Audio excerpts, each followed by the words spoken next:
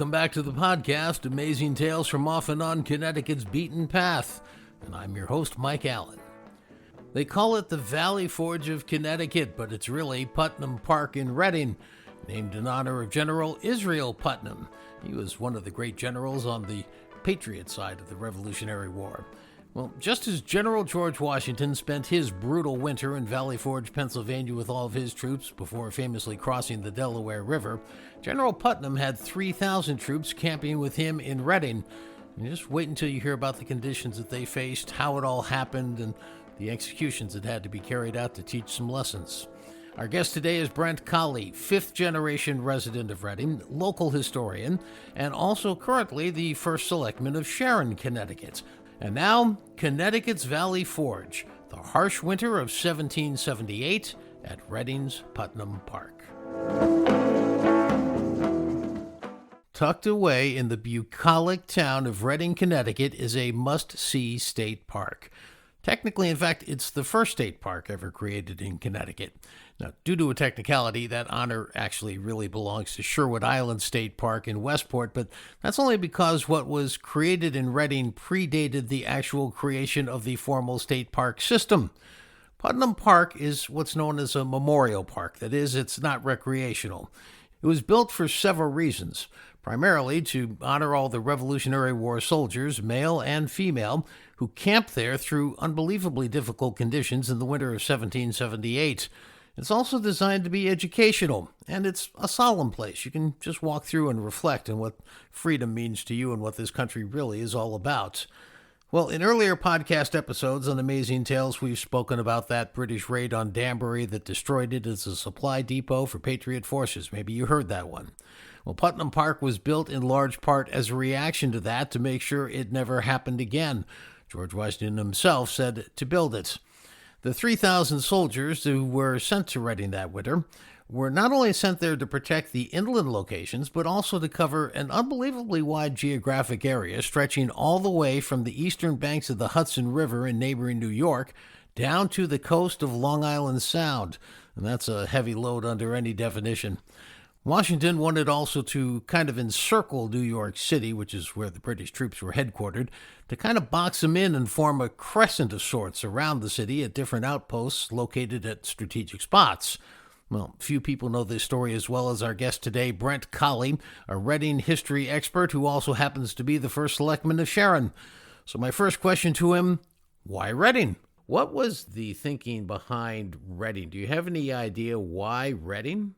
I think it was just a central location that would help to form that crescent defense. Obviously, just the year before, Danbury's supply depots had been attacked, and then also Long Island Sound. So that was a big part of the location.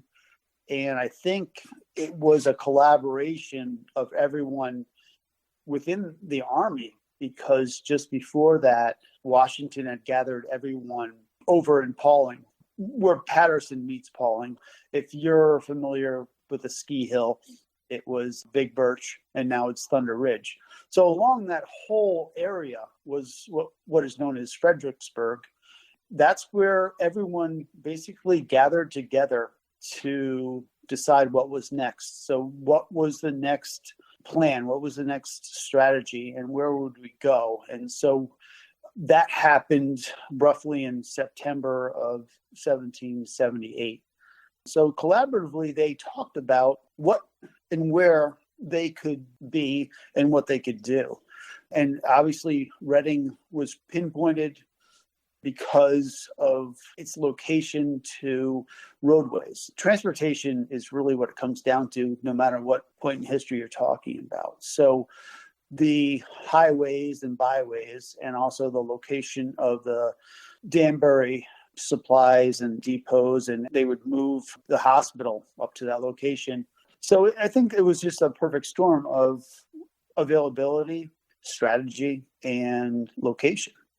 And along Route 58, where the main Putnam Park is located, of course, that's the road that the British marched up when they raided on into Danbury. But there were 3 encampments, and I think this is interesting because all told, there were up to, I think, about 3,000 soldiers who wintered in Reading And the three encampments, the one that is today Putnam Park, had a New Hampshire and Canadian contingent. And the other two locations, one by the West Reading train station today and the other one in between them, essentially, all within a 3 mile line as the crow flies. The other two had Connecticut regiments in them. What else do we know about how these three were coordinated? It was, again, the ability to get to main roads. If you look at the West Reading location, water sources obviously were important to having an encampment there. But if you were to travel up Long Ridge and Brushy Hill, you come right into South Main Street in Danbury. You could be pretty close to where the depots were. And so that was a really strategic location for that. But also, from that location, you can pretty much get to, Myrrybrook, which is where the Danbury Fair Mall is, and over to New York, North and South Salem pretty quick. The middle encampment basically was the core, and that, again, was the Connecticut troops. So you had the Connecticut troops in West Reading, and you had the Connecticut troops in the middle. That was kind of the core. And then you had, like you said, the Canadian and New Hampshire troops, what is now Putnam Park. So basically, if you want to just zoom out and look at it, so we had 12 regiments broken into 3 brigades, strategically placed in areas that could get to areas that we needed to get to quickly. But that location in Putnam Park was, again, to get quickly to Danbury, but also quickly to Long Island Sound. Now let's talk about the conditions that these soldiers faced. I've been to Valley Forge, I'm sure you have too, and you can still see the actual places where they stayed and they lived, and you hear about how bitterly cold it was, and you realize that so many frostbite cases occurred. And then you think about really Connecticut's Valley Forge in Reading, because this was not an easy winter, the 1778 to 79 winter, as I heard it. Let's start off talking about their accommodations, the lodging and the huts. I guess there were 116 log huts in what is today Putnam Park. Could you explain what those huts were like as best we know? They basically arrived around late November into December. They were looking at a winter that was partially snow and partially rain or freezing rain. But what's really interesting is the fact that not only are they in these winter conditions, but they're also building within these winter conditions. So they had to build these huts, and the huts were built to accommodate roughly 12 men or women each. Women were involved too. They were called camp followers. They were able to enter Reading, Bethel, parts of Danbury, and cut down trees, create huts to specific detail, a really short frame of time. They arrive around like December 5th. By the 9th, they're talking about, being in rough tents. And then by December 19th or so, they're in their huts. So they're working on these huts as soon as they get here, and also surviving and creating a very structured city. Really, they're creating their own city in an area that they are completely unfamiliar with. I found it to be incredible. What they were able to create in that short period of time, roughly 3 weeks, is pretty amazing. They're dealing with lack of food and supplies because the British had attacked Danbury, and so therefore they didn't have the supplies that they normally would have had. And then they're dealing with like rain and snow and cold, but still they're building these huts, and they're building them not just haphazardly, but very structured and very exact. And without a Black & Decker buzzsaw either, I might add. That winter, from the reports that I've read, was very harsh.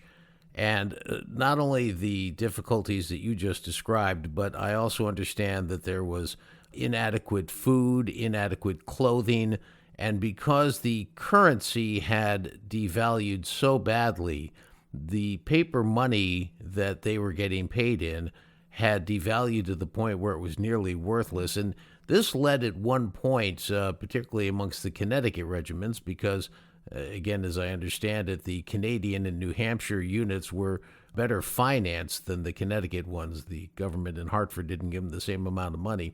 And it led to a mutiny situation where they were going to come in and make demands on Putnam. What happened there? Do you know that story?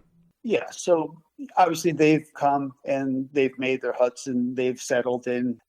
There was really a lack of clothing, including shoes, which is, I wouldn't recommend it, but I've done it just to see.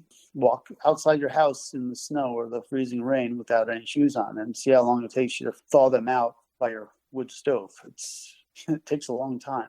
By the time that most of the huts and troops are within Reading, there's numerous snowstorms and very severe cold. So what you see around December 27th, just after Christmas, is a petition from the Connecticut soldiers to the acting governor, Jonathan Trumbull, that they're in severe need of help.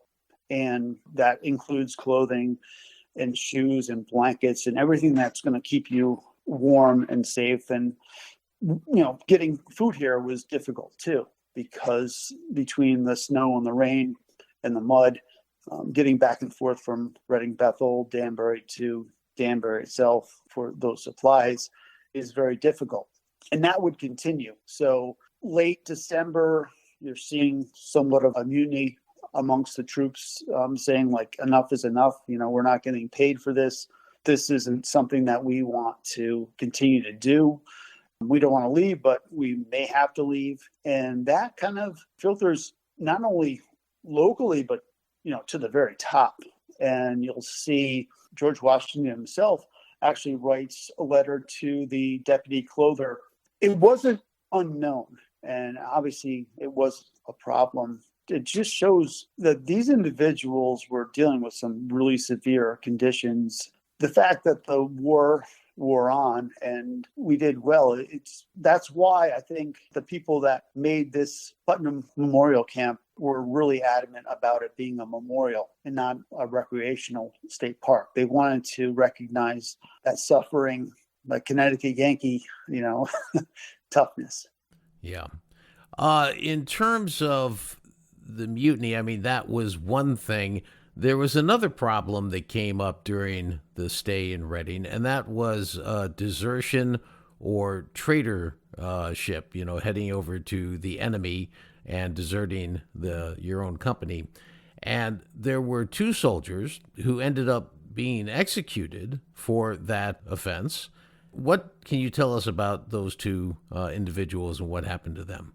It was common. I mean, you're at a point in the revolution, it isn't really quite clear which side is going to win or lose. So you had individuals not only within the armies, but also local individuals that were playing both sides. Obviously, we have 20/20 hindsight, so we know what happened. But, if you're in that moment in time, they were, obviously without food, or, you're not quite sure what's going to happen next. So you had individuals that were going back and forth between the lines and sharing information, obtaining food, stealing food. And so, basically had, a problem within the army that needed to be fixed or at least addressed. So in the two individuals that came into play, you're looking at Edward Jones and John Smith. They were both in trouble for desertion. I think Edward Jones was also looking at possibly being a spy. So what Putnam was faced with was, how do we fix this issue? What was decided was that we were going to make a grand example of the bad behavior, and we're going to show everyone who's here. I mean, we're looking at 3,000 troops that need to understand that if they do these things, there's going to be consequences. So when they are court-martialed and tried, it's decided that Edward Jones is going to be hanged and that John Smith is going to be shot. Two gruesome ways of explaining to the troops that bad behavior will not be tolerated from this point forward. And it became a one-day event that everyone had to attend. That's where the troops learned that bad behavior will no longer be tolerated. And this is how we're going to take care of it. And I'm sure it wasn't fun for anyone involved. So let's shift gears and talk about what the state of Connecticut decided to do in the late 1800s. And this would mark the first time that the state of Connecticut decided to do something called forming a state park. I guess it started in 1887 with the legislature getting involved in checking things out. They formed a committee. And as you pointed out to me, actually a long time ago, when you look at the list of people at the park who are on the first committee of grounds, they're all from Reading, except for this guy, Isaac Bartram, who's from Sharon, where you are now the first selectman. You were able to sort of piece together how that happened, and I can't wait to hear that story. Isaac Bartram is from Reading. He did move to Sharon. He became an extraordinary Mason. Not only just a Mason, he became the individual that would understand how to make the perfect blast furnace. He built Town Hall in Sharon, but he also built most of the blast furnace across the Northwest, which would play a large role in the Civil War. He's a pretty significant person who's kind of pretty well under the radar. He became a member of the General Assembly, and Charles Burr Todd is the individual that wrote the history of Reading. Charles Burr Todd and Bartram went to school together, and Isaac contacted Charles Burr Todd and said, what you've written, in the history of Reading, because he just completed it around that same time frame, is fantastic. And the story of the encampments and the soldiers and the war and our involvement really has inspired me. And I've put together a bill that I'm going to actually present to Governor Lounsbury. And I'm going to try to get finances to create a park, some sort of a state park, so you would say. And what he instructed Charles Burr Todd to do is to start to talk to the individuals that owned the land that was where the encampments were. And then Charles Burr Todd did the work to get that done. It is passed and it is established. And then from that point forward, you see other purchases or donations made to create the park that we see today. But the initial 12 acres, which included, I believe, what was left of the remains of 45 huts, and that was through the conversation with Charles Burr Todd. But that's the thing that is really interesting about the park itself, is that you have the historical side, and that was very, very important to Charles Burr Todd. He was very adamant that he did not want this to be a recreational fun place. He wanted to be a memorial of the people who had served our country through this park. That has been honored, whether you look at the pavilion or the museum, which holds a lot of the relics that were found in the park. It's played that role, and through the signage that's been added through the Friends and Neighbors of Putnam Park, we played true to what Charles Burr Todd had envisioned. Now, in 1888, they build the iconic monument that you can see from the entranceway as you go up into the park. And it's interesting because they built this 42-foot high monument. And to me, this kind of symbolizes what Todd's vision was, because the plaque on there really speaks to that vision. And it's, I think, so appropriately placed right at the entrance there so that you understand what you're about to see and what you're about to experience. The interesting thing is that he reached out to a friend of his, John Ward Dimson, who was director of the Metropolitan Museum of New York City's art divisions, to help design a monument. And then I think some locals came to actually build that monument that you see. And those granite structures that make the base, I mean, you're looking at 5 foot square and probably 2 tons each. And just the ball alone at the top is 2.5 feet. So it's pretty significant. So it's really well done. Some people take a walk there. Some people just go there to think about their freedom and, what this encampment really means, because it's more than just that encampment. And that's where they did a really nice job of tying everything in at the visitor center, because there was only 1,500 people in Reading when the troops showed up. And then there's 3,000 troops that shows up. So imagine if you're like a 12-year-old, 14-year-old, or you can be a 50-year-old. Imagine what that was like. And that's the fun of the visitor centers, because you can learn all about that.